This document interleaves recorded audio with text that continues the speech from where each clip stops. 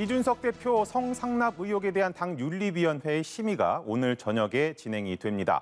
어떤 결론이 나올지 정치권에 관심이 집중이 되고 있는데요. 자, 구하린 기자, 윤리위 언제 시작합니까?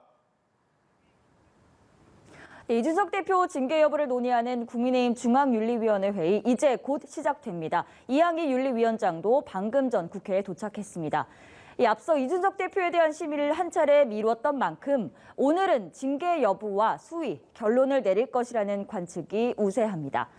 지금 회의실 앞에도 긴장감이 감돌고 있는데요.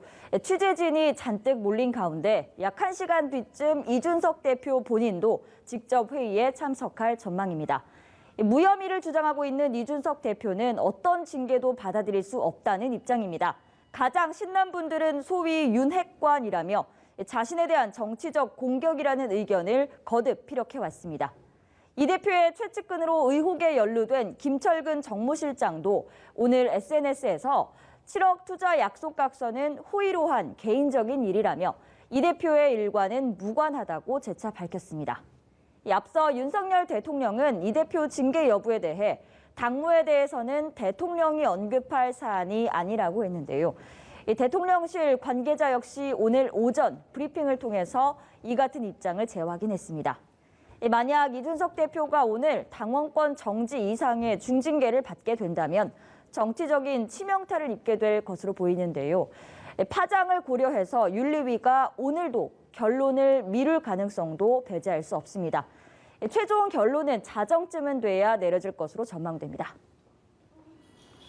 자, 오늘 국회에서는 국정원의 전직 국정원장 고발을 두고 여야 간 공방이 벌어졌습니다. 자, 구 기자, 이 내용도 전해주시죠. 네, 그렇습니다. 우선 고발당한 박지원 전 국정원장은 SNS와 라디오 인터뷰에서 국정원의 고발을 즉각 강하게 비판했습니다. 앞서 국정원은 서해 공무원 피격 사건 당시 박지원 전 원장이 첩보 관련 보고서를 무단 삭제했다고 주장했는데요. 박 전 원장은 라디오 인터뷰에서 자신이 보고서를 삭제해도 국정원 서버에 기록이 다 남는데 그런 바보짓을 했겠느냐고 반박했습니다. 민주당 우상호 비대위원장 역시 명백한 정치적인 행위라며 이 문제에 대해서 당 차원의 대응을 하겠다고 밝혔습니다. 반면 국민의힘은 국정원의 고발을 옹호하며 철저한 수사가 필요하다고 촉구했습니다. 국민의힘 김영동 수석 대변인은 논평을 통해 국가와 국민이 아닌 정권에 헌신한 박지원, 서훈 두 전직 국정원장이라며 이같이 밝혔습니다.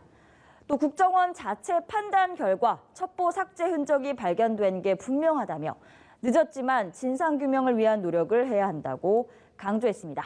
지금까지 국회에서 전해드렸습니다.